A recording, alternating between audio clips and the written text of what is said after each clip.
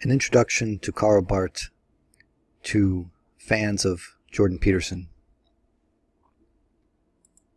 So why Barth? Why should fans of Jordan Peterson, followers of Jordan Peterson, be interested in Karl Barth? And I'm using Barth in my Jordan Peterson Paradox video series to understand Jordan Peterson better. And I think that's your plain English, simple reason of why you should stick with this video and this video series about Karl Barth if you're not familiar with him already. But I'm going to list a little bit more, some more reasons for you to be interested in Karl Barth. Karl Barth was a very important Swiss theologian who changed the face of theology. He stood up to his academic peers. He stood up against Hitler himself, in fact. His various writings and comments about the resurrection leave many people puzzled. And so on the slide here I say, doesn't that sound familiar? Now, of course, Jordan Peterson didn't stand up to Hitler, but he does use Hitler as a thought experiment. And now that I think of it, one of Jordan's obvious influences is Carl Jung, who actually served as a spy for the Allies during the war. You'll hear a lot of people try to smear the name of Jung, saying that he was pro-Nazi since the Nazis were against Freud, and the Nazis perhaps thought of Jung as an Aryan psychologist. But Jung actually worked as a spy for the Allies, and he endured that tarnishing of his name, I believe, throughout his life, because the classification of this was like the highest level of top secret. And so nobody knew until decades after he was dead about what he actually did in the war. Now, Karl Barth was not a spy or anything like that, but he did stand up against his academic peers who were, who were in favor of certain violent actions around World War I. World War I really changed Karl Barth. World War I changed Jung. Jung started to have his visions around the time of World War I, just prior to World War I. And Jordan Peterson was obviously affected by the Cold War. So these big events have psychological ramifications, and then through these people, there's ripples throughout history of change, really. So I just note that so many important figures for Jordan Peterson come out of one city in Switzerland. If you look at Basel, I believe it's where the university is, you're going to see Nietzsche hanging out there. You're going to see Jung. You're going to see, well, Karl Barth, of course. There's going to be people experimenting with mescaline. Just tons of people just coming out of this one place in the world who are sort of giants in their field. Another thing about the standing up to academic peers, that's also a similarity Jordan has with Karl Barth. Jordan obviously is standing up against a postmodern trend in academia in general. His work is impacting the religious world as much as anything else in terms of bread pilling people. You know the term red pilling, and now I think because of Jordan Peterson there's a new term called bread pilling. So people are kind of taking a look at their Bibles again and at church again with fresh eyes. And so Jordan also has these interesting answers about the resurrection that leave us puzzled. And so specifically, I'm looking at Barth to inform me about Jordan's answers about the resurrection and to shed some light on that. And Barth has some puzzling answers, at least for some. And I think they're useful in understanding Jordan's puzzling answers. So Barth, bit by bit, I think the best way to introduce you to Karl Barth is to know him through his work.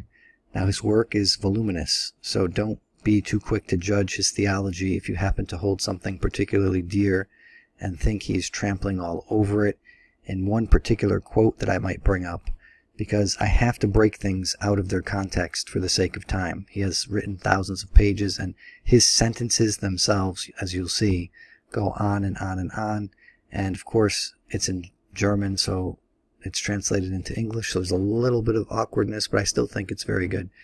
So just stick with it. I'm going to bring into play Barth concerning Kierkegaard, Dostoevsky, Nietzsche, since these are also fairly central figures in Peterson's understanding of the world and our place in it.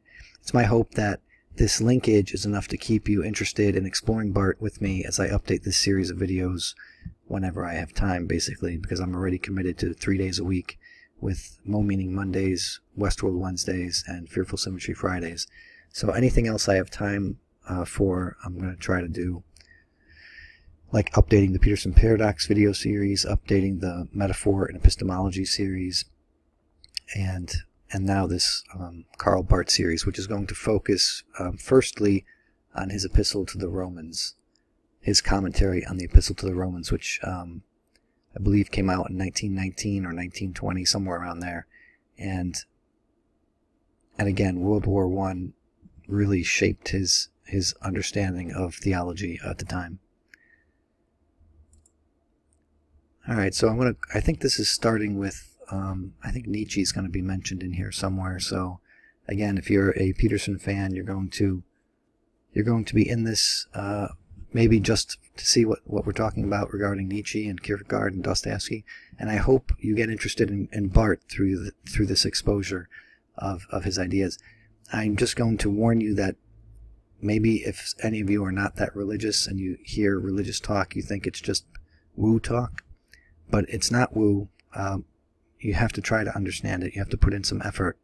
And I think what I found in Barth is something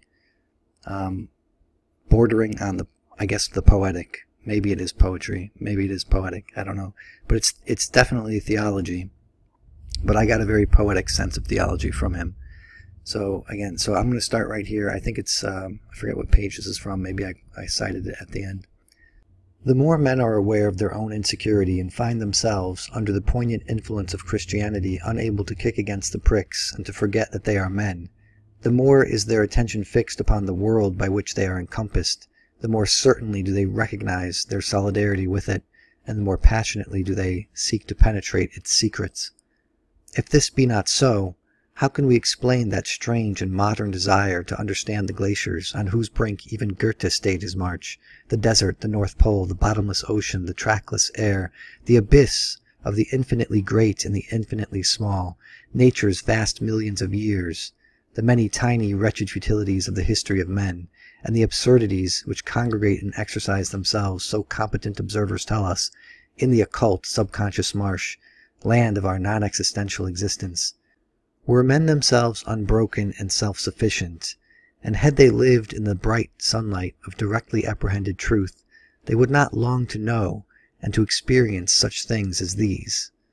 Why is it that in its reaction upon our lives, our deeper and more perfect understanding of the cosmos does nothing to lessen our insecurity or to dissolve our questionableness? Why does the understanding we have reached merely set us on our course more madly energetic than before? And yet maybe we do not fail to note a gigantic and expectant eye observing us from over there, strangely investigating us as we investigate, but with 100-fold more accurate research. Perhaps we do not overlook how interlocked are the two sides of the abyss, how close related are the inner and the outer world, how despite the distinction of subject and object, the same question mark is set against them both. In every creature, quote, St. Paul, with his sharp, discerning, apostolic eye, perceived the holy and beloved cross, Luther. The question, then, which is directly asked of many from over there, concerns the meaning of this earnest expectation. What is it which men perceive and discover, find and apprehend, in their research and in their experience? They know the cosmos to be theirs. They seek to find their rest in nature and in history, but instead, with fatal necessity, they discover everywhere their own unquiet. The language of creatures and elements, of words above and beyond, of times both near and far, turns out to be, when once it is deciphered, a strangely human tongue. It speaks of beauty and disgust, of peace and war, of life and death, of finiteness and infinity, of good and evil. It seems as though the contradictions so well known to us were also theirs, the very ground of their existence too, as though our sufferings were theirs, and our diseases also theirs. Quote, "From this pressing forward of nature to mankind, we must understand that men are necessary to nature's redemption from the curse of the life of beasts, and that in mankind a mirror is presented to all existence in which life is no longer meaningless, but stands forth in its metaphysical significance. But we must pause to ask a question: where does the beast end and man begin? I mean, of course, the man concerning whom nature is so seriously anxious. We have not normally emerged from the beast. We are beasts who seem to suffer meaninglessly. Yet there are moments when we comprehend and see ourselves in company with nature pressing forward to mankind, as to something standing far above us. But we feel ourselves so weak that we cannot for long endure that moment of deep communion. We know that we are not the men to whom all nature presses for its redemption. It is as though, for one brief moment, we had raised our heads above the flood and seen how deep we are submerged.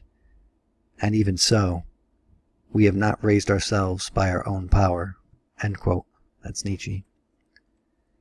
That is the truth. The earnest expectation of the creature waiteth for the manifestation of the sons of God. The creation waiteth together with us, no, for us. I'm going to interject 1 second here. The way it's written, it may not be clear when a quote begins, when it ends, and who it's by.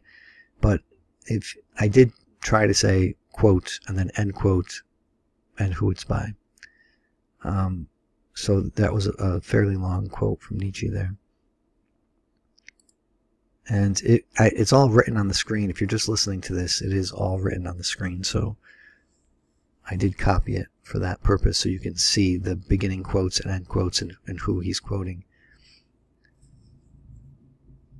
Now this is another part. I think this is page 113 or 114 or 112 or something in the Epistle to the Romans. To have spoken of the truth of the divine word with more assurance would have been less impressive. To have presented in more concrete form what is here perceived would have obscured it. A claim to human certainty would have betrayed ignorance of what is known. God can be apprehended only through himself and his faithfulness. He is intelligible only by faith. The supposition that he is and has and acts in human fashion robs him of his divinity, and any claim to direct relationship with him depresses him to the level of time and things and men, and deprives him of his true meaning. The reality of divinity depends upon its universality. Its universality depends upon every mouth being stopped and the whole world being guilty before him. It depends upon the firm recognition that all men have fallen short of the glory of God. If relationship with God were to produce an enhancement of human being and having and doing in this world, rather than a weakening or even a deprivation of these things, God would become visibly and concretely a spiritual or historical element in the midst of other elements, differing only relatively from these other notable spiritual or historical powers with which men have been endowed. God would then be the God of the Jews only, the God only of certain privileged and well-disposed people. He would become like, quote, religion, end quote, a specialty of certain special circles and epochs and temperaments. He would be comparatively easy to obtain, and to be without him would be no very serious deprivation. In that case, much use would be made of the word God. But the theme would not be concerned with righteousness or redemption or resurrection. It would not be concerned with all things, or with the last things, or with eternity. And therefore, what is less, that is, less positively certain and less surely guaranteed, is in fact more. Quote, God, end quote, is the eternal, the last word. If we mean by faith only, if we mean the impossible possibility of the faithfulness of God, in the paradox of faith, the faithfulness of God is sufficient, for through it we stand on firm ground and move forward with assurance. In this world, no union with God is possible.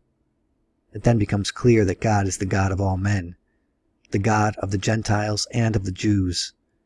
He is not an element in spiritual experience or in the course of history. He is rather the ground of all elements, by whom they are measured and in whom they are contained. He differs absolutely from all our lights and properties and abilities. This being so, the everlasting power and divinity of God shines forth ever more clearly. When therefore we use the word God, we do not say something but everything, not the last truth but one, but the last truth of all. It is the word of judgment, of challenge, of hope. It is directed to all and is significant, of supreme significance for all. Seeing that there is one God, and he shall justify the circumcision by faithfulness and the uncircumcision through faithfulness.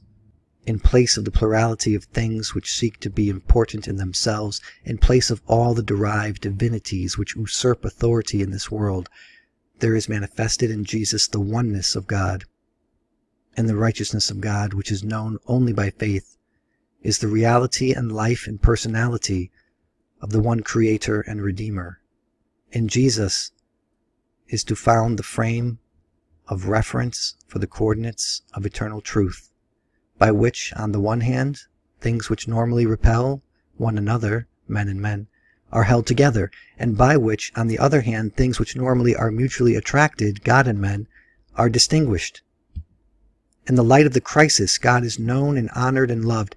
Here, a true understanding of the meaning of the religious phrase binding and loosing is regained.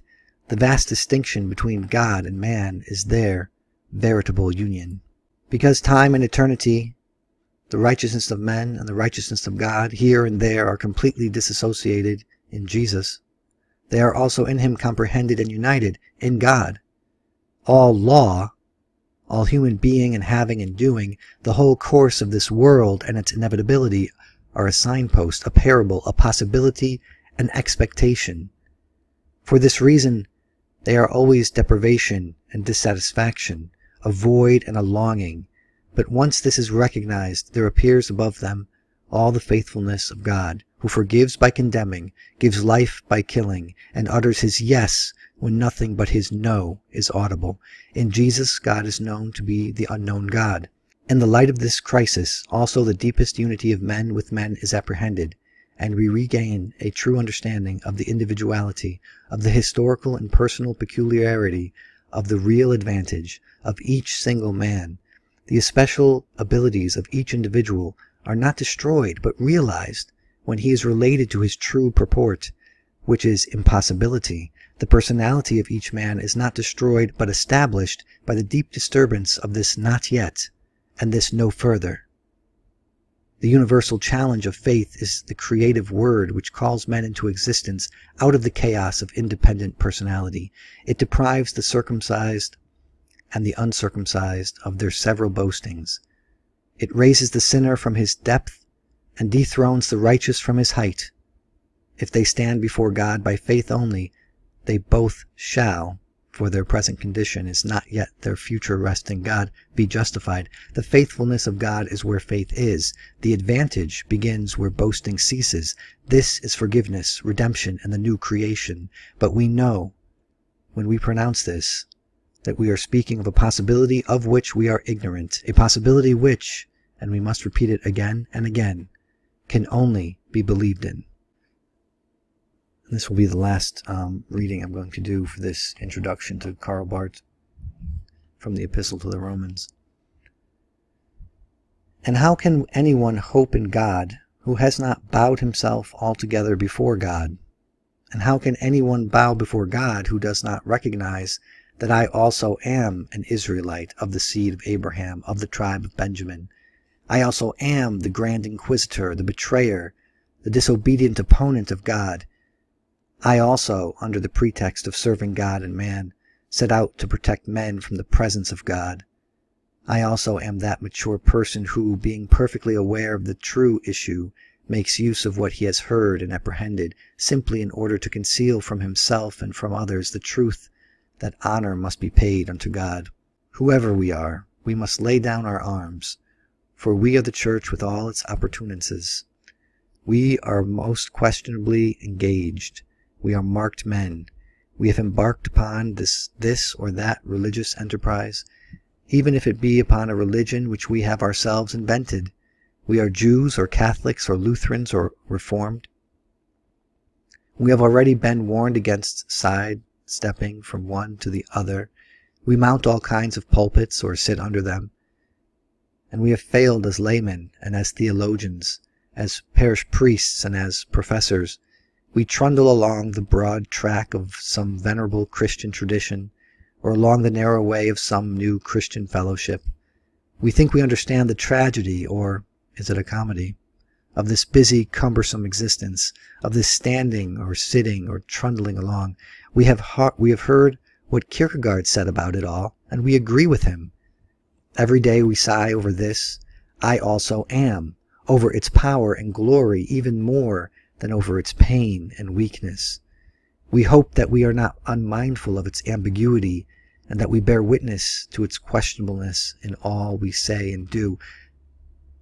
But we know that this I also am is not merely a human judgment, but a far less avoidable judgment of God, for the divine possibility cannot be apprehended save in the catastrophe of that human possibility which is the Church. There is then no justification save through the utter radicalism of the divine and yet. This is the supreme witness of the Church. It follows, therefore, that we cannot be rid of Judaism except as Jews, of Phariseeism except as Pharisees, of theology except as theologians. The Church hopes in its tribulation and guilt, and the Church hopes in God, precisely because, humanly speaking, it has no hope. So if you like this sort of theology, you may not agree with some of the points raised. Like I said, it's out of context, and he's written thousands of pages, and he's very big on the paradox. So he can say one thing somewhere and then say the exact opposite another place. And this is what I'm using to help me understand Jordan and the resurrection. And Karl Barth is someone I think who's highly interesting, and I hope you enjoy some of what I read there. And like I said, I'm going to update this series anytime I have the time to. And so again, if you like the video, please give it a like, and if you have not subscribed already, please subscribe. Thank you. Well, there's a guy who's got a little YouTube channel, and I've been sending a lot of people his way, Node in a Network, and he's basically been reading all of the stuff in the footnotes of Maps of Meaning, where we're all sort of plugged in as like nodes on the network. Node in a network, there's a good username. A node in a network. The wrong model, because you're at the center of a network. You're a node in a network.